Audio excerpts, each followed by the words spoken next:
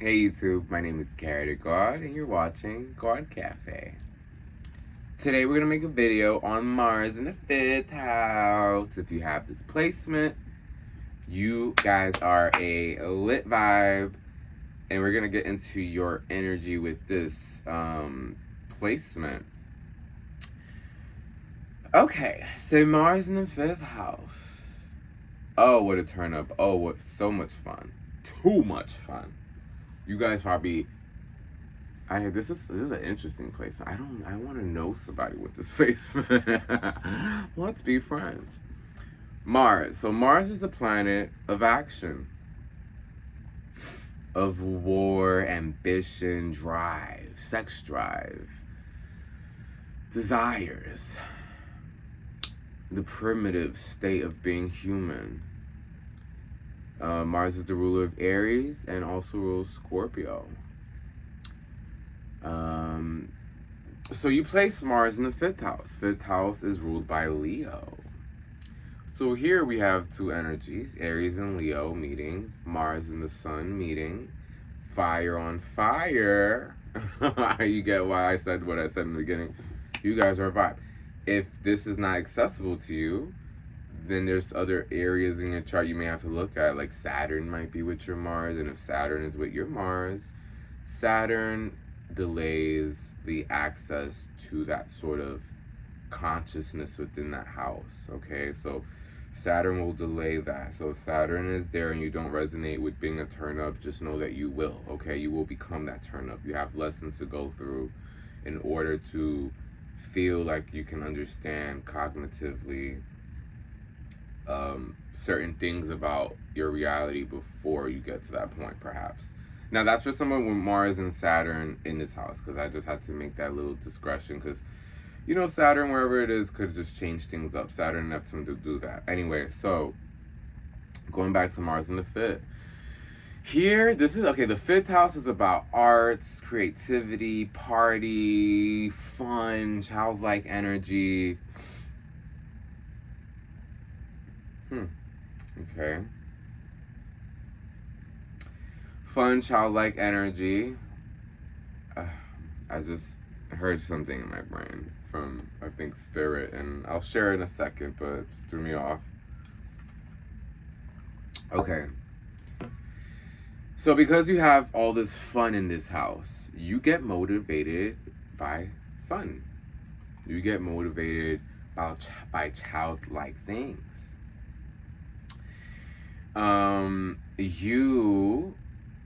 You basically are creative naturally. So you are destined to be in the arts. You are destined to be an actor of some sort, a musician, a painter, a sculptor, anything that has to do with creativity.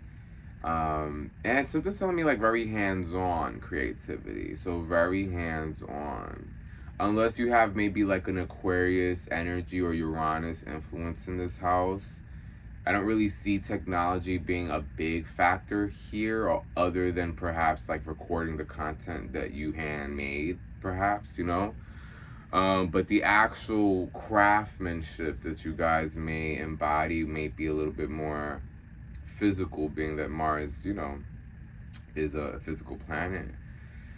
And so your fun may be more physical. So what you deem as fun may be more physical. It could be maybe more action-oriented, more adventurous, right? So maybe you may not be into the arts, but you're into creative adventures, right? So maybe some sort of, because you got to think about, you also have to consider other placements you may have as an individual, because I'm just talking about the planets and the planet's assignment, which is the house, right? Because the assignments that our planets have are whatever house it's in, right? So in this life, your Mars has the assignment of being in the 5th house. So you do with what you want with that. It could be very fun, or maybe you may feel a little overwhelmed because the fun doesn't want to stop. So you may feel like you never get to fully rest, or maybe you feel like you're always hungover, or maybe you feel like your body's not fully rested because you're always doing something.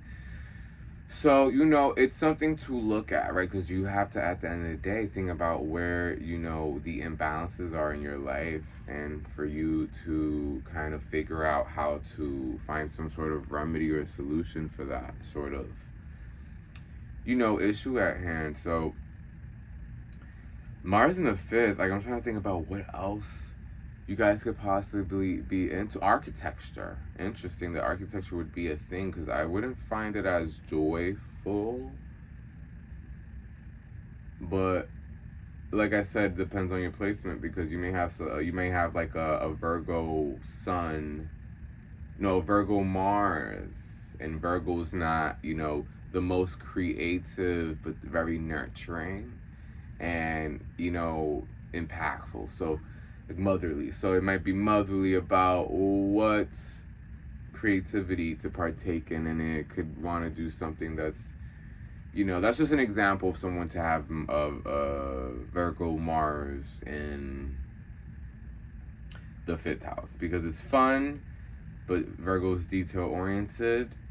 It doesn't have fun unless the details are in check. So if it can't partake in an activity that doesn't have structure, you know. That's Virgo Mars in this house. Let's throw another sign in here. What's another sign in here that I could like make an example? Mars in Aquarius. So if you have a Mars in Aquarius in the fifth house, this is interesting, because this is someone who's going to be infused. Your creativity is going to be infused with technology. If there's an Aquarius element in there, so you'll either be physical with the technology and be creative. So it'll be like this fusion of all of it, you know, encompass like that's why it's so cool. Like everybody's chart is so different, and it could be so vague, and I'm trying to make these videos a little bit more vague so that there's more of an understanding of the planet itself and what it does in the house, and then doing the extra additional math with adding, you know, what sign is in that planet, you know, as like this sort of concoction of 3 layers to, you know, it's the house, the planet, the sign in the planet, like kind of, you know, breaking things down to understand the few, like it's like when you're making soup or something. It's like these ingredients lets you know how it's gonna taste, and sometimes when you separate the taste, you understand what you're cooking up, or what these 3 elements taste like together when you understand the elements separately. How you know, like if there's all this seasoning, how do you know what is what unless you've tasted the little, you know, them separately? Like, oh, this is a turmeric, okay, you know. But if you had it all together, if you never, you know, tasted them separately, you would kind of summarize it as a thing, to, you know, like as one. And in astrology, that does happen a lot, where, you know, oh, all Virgos are like this. Oh, you're a Virgo, and then you don't look past, okay, where's the Virgo energy, or where's this Aquarius energy, or where's this Cancer energy, or where's this energies at the planet and then the house, right? The layers within it, because you're not just a Virgo. You know, if you're a Virgo Mars, you're you know, it's a Virgo Mars in this house. So there's like the extra layer. You know, does it have salt on the rim or sugar? There's a difference in the taste by slight, but this makes a difference, right? So that's kind of how this is here. So Mars in the fifth house can arrange in so many different ways, but the gist of it is, you know, taking action off of creativity, childlike things. I would make it a duty to not get too carried away with the childlike desires, because at a lower frequency, you do not want your sexual desires to sit here. You guys can maybe read in between the lines as to what I may be saying here, but this is a placement that's susceptible to inappropriate desires. Not that you will be, but it can occur, being that you have Mars and desires within the fifth house. So if at a lower frequency, and if you're not able to understand how to maintain having your inner child being alive while being an adult and interacting with adults. Like, to be okay acting childlike with adults so that you don't rationalize that you can only be yourself with children, because then it will lend itself to inappropriate behaviors and thoughts. So that's something I have to say, because that's the thing that gagged me earlier. When I told you something came into my brain, I was like, oh shit. Like, I definitely was not ready for my intuition to kind of drop that down on me. But I may be saving you guys a lot in the future if you can wake up to that you may be susceptible to this behavior. If you do not, you can't stunt the inner child. If you stunt the inner child, you will rebel as an adult and just want to be a child, and only desire things that children should desire. So this is something to pay attention to psychologically, okay? Because you have to be very aware that you have to allow your inner child to exist as an adult, because, like I said, then you feel as if you can't be yourself around adults, and then you don't crave being around adults, giving you the J type of effect.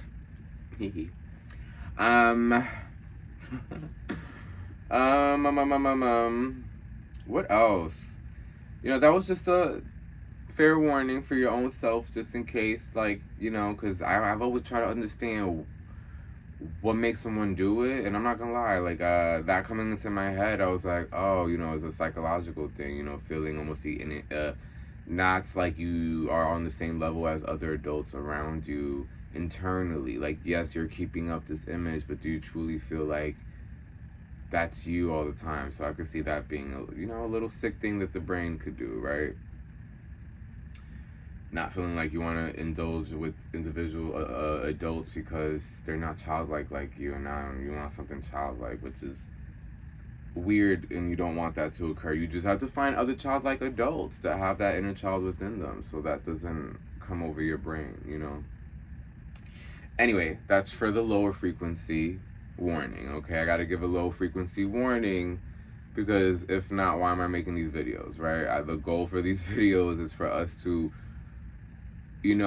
improve and prevent certain things that do not have to occur within our mental health, that have been occurring for a while, because the world we live in, guys, the brain could go shut off and become a different thing because of triggers and traumas. So if we don't look at the traumas and triggers, you will kind of see a lot of people just kind of poof, become a different person out of psychological out of being overwhelmed psychologically, like almost like shutting down and hitting the reset button, because the brain can't fathom all the trauma. Because just like a pile of papers on a desk, if it stacks up too much, you can't see nothing. If the papers are stacking up your issues and you're trying not to see nothing, guess what? You're not seeing nothing. So you do have to look at the traumas like there's pieces of paper on the desk. Go through them. Is it fun? No. But if you don't know what your brain is going to do as almost like a self-defense mechanism. Like, your brain feels triggered by reality, so it's going to fall into shutting down. So to know this about the human brain is important, and to know where your possibilities of shutting down may lie are very important to acknowledge and to know beforehand, so that you don't have to reach that point and come into balance and stay there as an individual, and radiate at the highest frequency that you can. That's why I probably don't calling myself Gawd, because I want to remind everyone, although it may, make people be like, oh, you want to call yourself that? It's all right, talk. I need y'all talking. Because the truth of why will come out, and you guys will understand the person I truly am. I do not have to prove anything, right? And we feel like we have to, but sometimes in not doing so, you prove way more. You prove your humbleness, you prove how human you are. You know what I mean? And no one has to worry if you're trying to just, say something to say it because you want to be liked, right? So that's another factor too.